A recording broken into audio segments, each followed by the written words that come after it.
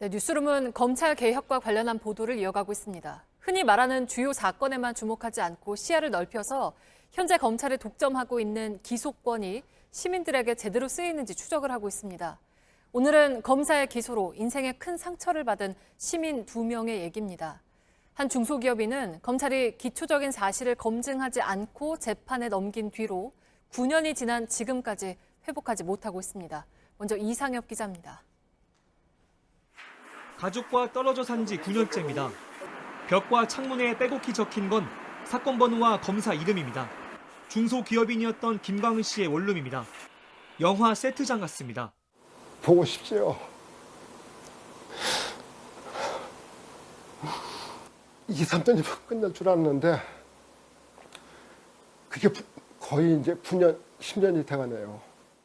김 씨 회사가 보유한 사진필름 기술은 많은 주목을 받았습니다. 국가기술개발사업자로 나라에서 연구비 30억 원도 지원받았습니다.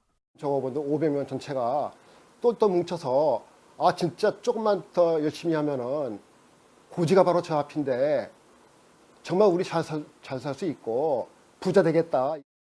하지만 삶은 한순간에 바뀌었습니다. 2011년 김 씨 회사의 투자사 7곳이 김 씨를 고소했고 검찰 수사가 시작됐습니다. 회사 돈을 횡령했다는 겁니다. 우리의 장밋빛 미래가 바로 앞에 와 있구나. 이렇게 됐다가 어느 한순간에 어떤 피의자. 검찰은 김 씨가 26억 원을 개인 회사로 빼돌렸다며 기소했습니다. 하지만 수사엔 치명적인 허점이 있었습니다. 김 씨가 빼돌렸다던 26억 원은 실제로는 본사와 자회사 간 거래한 돈이었습니다. 김 씨는 검찰에서 회사 구조를 충분히 설명했지만 검사가 무시했다고 말합니다. 검찰이 기소한 이유가 자회사인 DMC라는 주식회사 DMC라는 회사가 있는데 그 DMC를 개인 회사로 오인을 한 것 같습니다. 고소인들이 냈다는 이사회 의사록과 회계서류도 가짜였습니다. 수사 단계에선 전혀 걸러지지 않았습니다. 결국 항소심에 가서야 사실이 드러났습니다. 유죄라고 본 1심 판결을 뒤집고 원심의 유죄가 사실을 오인해 판결에 영향을 미쳤다며 무죄를 선고했습니다. 재판부는 법정에서 검찰 측 증인들의 거짓말을 잡아냈습니다. 고소인들이 김 씨를 몰아내고 투자금과 수익금을 부정하게 가져가려 한 정황도 확인했습니다. 검찰은 상고를 포기했습니다. 수사와 재판에 걸린 시간만 5년입니다. 지옥도 이런 지옥이 없습니다. 감옥에서 살 수 있을 그런 위기에서 살아나왔고요. 김 씨는 자신을 범죄자로 몰아세운 9명을 고소했습니다. 하지만 검찰은 2년간 소환 한 번 하지 않고 증거 불충분으로 사건을 끝냈습니다. 일과 가족, 시간을 모두 잃어버린 김 씨는 다시 검찰청으로 갑니다. 누명을 씌운 사람들을 조사해주지 않는 검사들을 고소하기 위해서입니다. JTBC 이상엽입니다. 37년 공무원 인생이 한 번에 무너져 내린 사례도 있습니다. 전혀 모르는 사람이 뇌물을 주었다고 거짓 진술했는데 검사는 이 말에 따라서 기소까지 했습니다. 법정에서 누명을 벗었지만 잃었던 걸 되돌리기엔 늦었습니다. 조보경 기자입니다.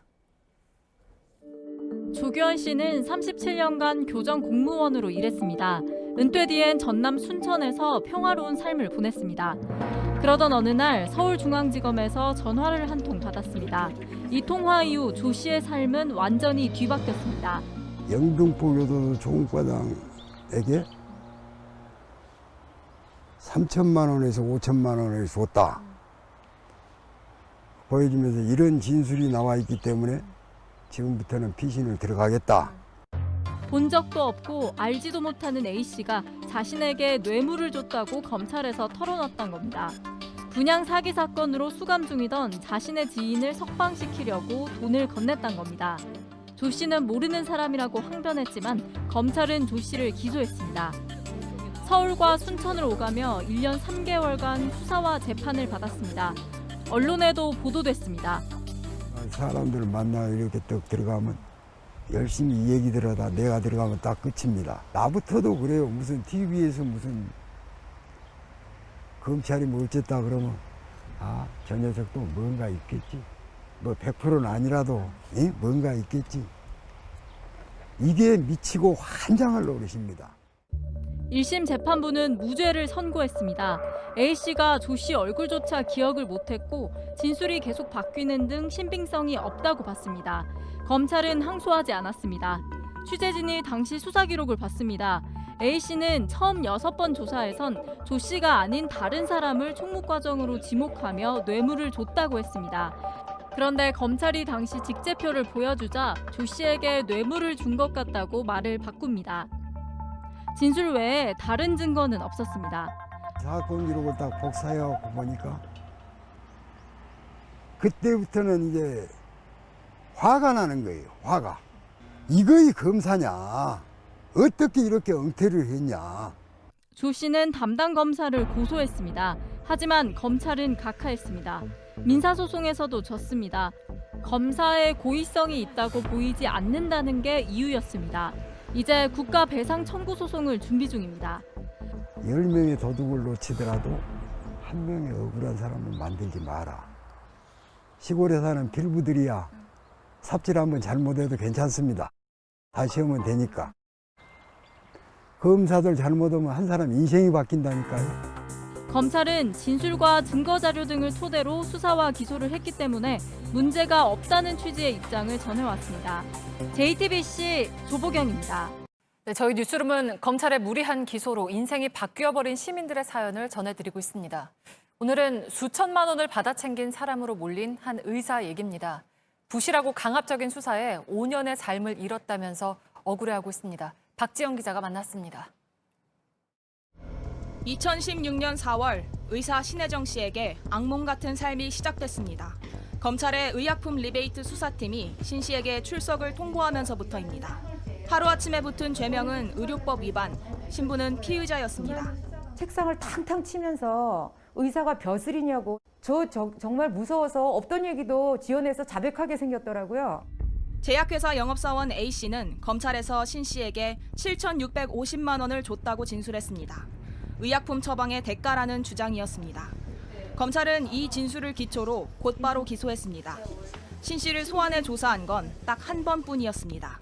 대인관계를 못하겠는 정도는 뭐 당연한 거고요. 살면서 이렇게 힘든 시간을 보내본 적이 없어요.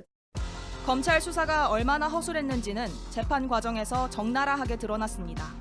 검사가 낸 증거는 오히려 신 씨의 결백함을 증명했습니다.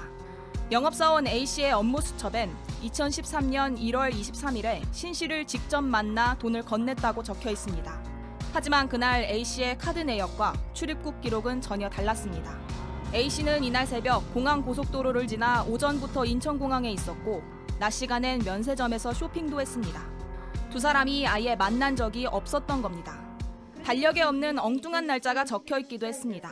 6월 31일 화요일 날 어느 병원에 돈을 주었다는데 이런 기록이 있으면 이 수첩이 가필되거나 조작되었다는 거.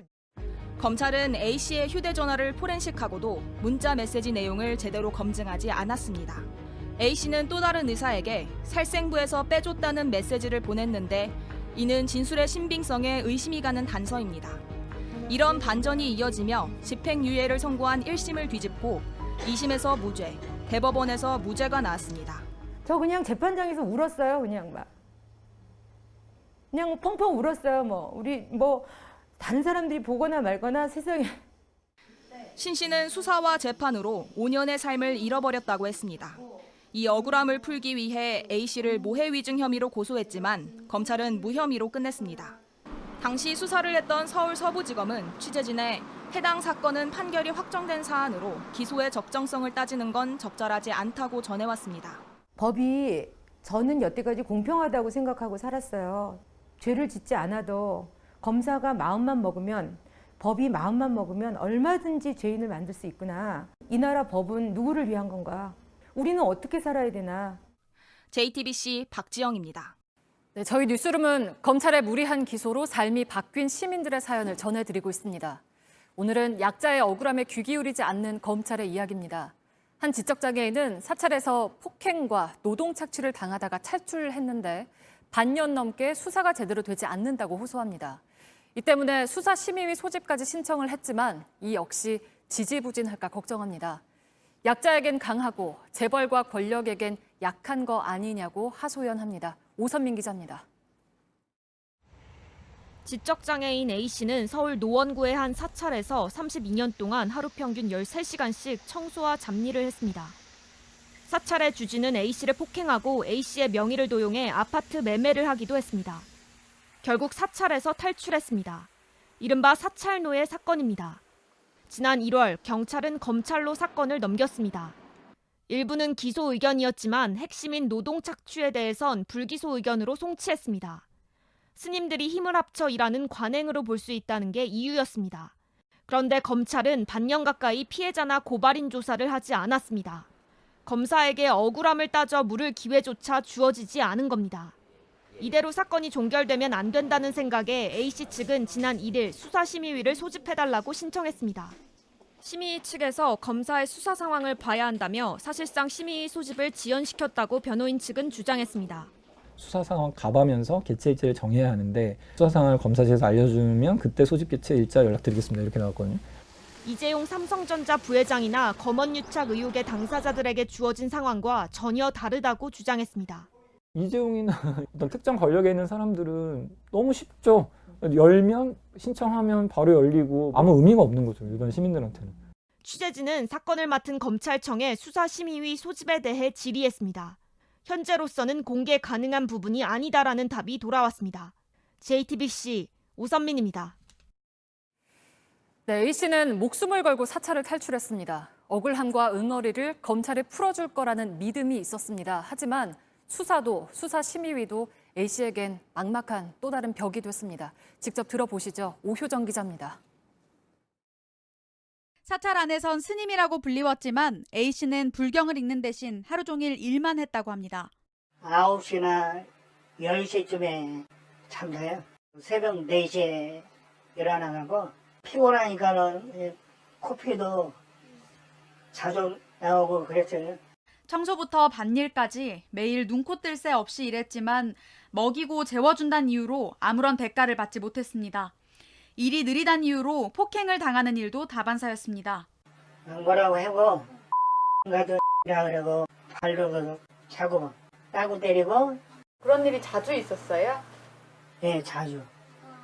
성격이 급하니까 거기 스님이 32년을 참다 겨우 탈출한 후에야 사찰에서 자신의 노동력만 빼앗긴 게 아니란 걸 알게 됐습니다.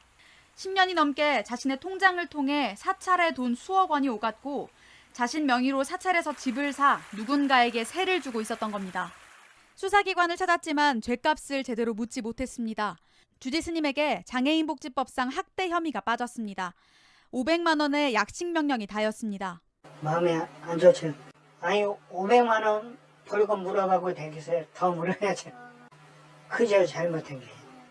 A씨의 통장을 쓰고 명의를 도용해 집을 산 건 검찰이 각하 처분을 내렸습니다.